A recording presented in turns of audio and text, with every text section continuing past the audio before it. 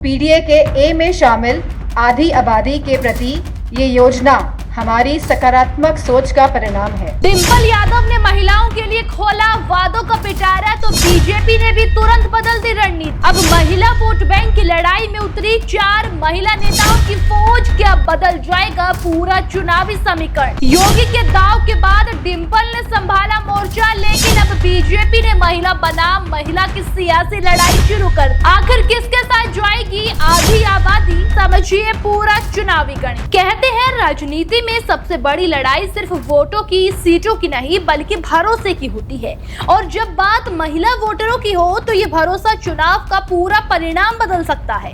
दोस्तों, यही वजह है कि 2027 की जंग जैसे जैसे करीब आ रही है, ठीक वैसे वैसे यूपी में महिला वोट बैंक सबसे बड़ा रण क्षेत्र बनता जा रहा है। अब देखिए, एक तरफ डिंपल यादव ने स्त्री सम्मान समृद्धि योजना के जरिए महिलाओं को साधने का बड़ा दांव चला है, तो दूसरी तरफ बीजेपी ने भी तुरंत जवाबी रणनीति तैयार कर दी है। और अब सियासी गलियारों में चर्चा इस बात की है कि अखिलेश यादव के सामने सिर्फ बीजेपी नहीं बल्कि बीजेपी की महिला ब्रिगेड खड़ी कर दी है, और यही वजह है कि कहा जा रहा है कि अब अपने ही मैदान में अखिलेश को सबसे बड़ी चुनौती मिलने वाली है।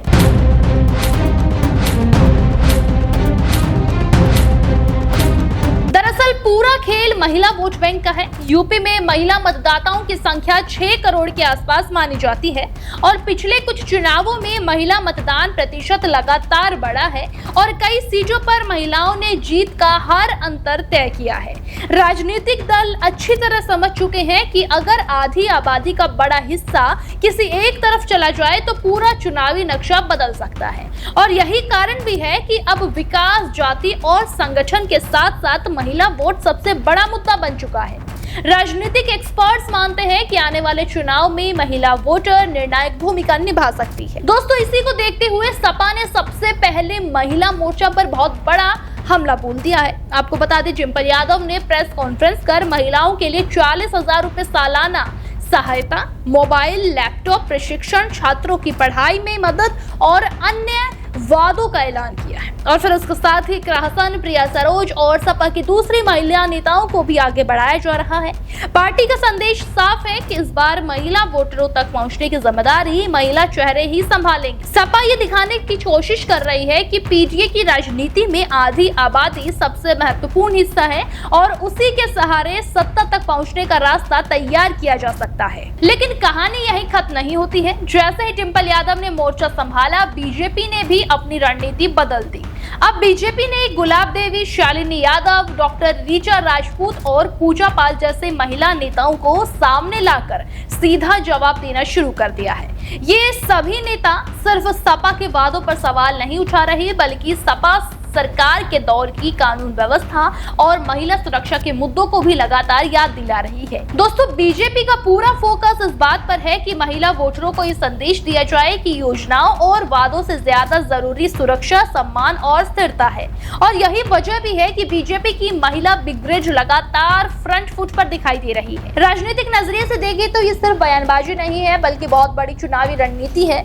बीजेपी अच्छी तरह जानती है कि अगर डिंपल यादव महिलाओं के बीच मजबूत पकड़ बना लेती है तो इसका असर कई सीटों पर पड़ सकता है, और इसीलिए पार्टी ने पुरुष नेताओं की बजाय महिला नेताओं को आगे कर महिला बनाम महिला का सीधा मुकाबला खड़ा कर दिया है। सियासी गलियारों में इसी दाव की सबसे ज्यादा चर्चा हो रही है। माना जा रहा है कि बीजेपी चाहती है कि महिला वोटरों के बीच होने वाली हर बहस में उसका महिला नेतृत्व भी उतना ही मजबूती से मौजूद रहे जितना कि विपक्ष का।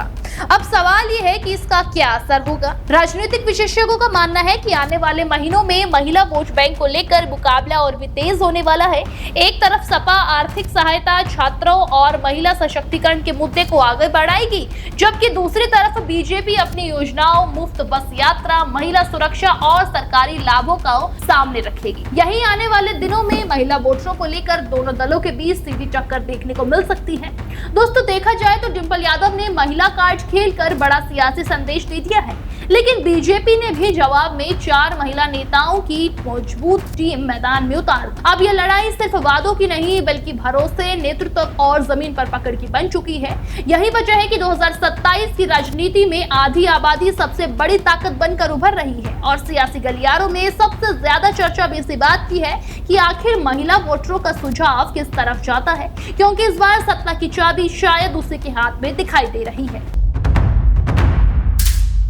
देश दुनिया की हर बड़ी, सटीक और भरोसेमंद खबर देखने के लिए अभी विजिट करें हमारे वेबसाइट nowuttarpradesh.com और nownoida.com पर, क्योंकि यहाँ आपको सिर्फ सुर्खियां नहीं बल्कि पूरी जानकारी मिलेगी।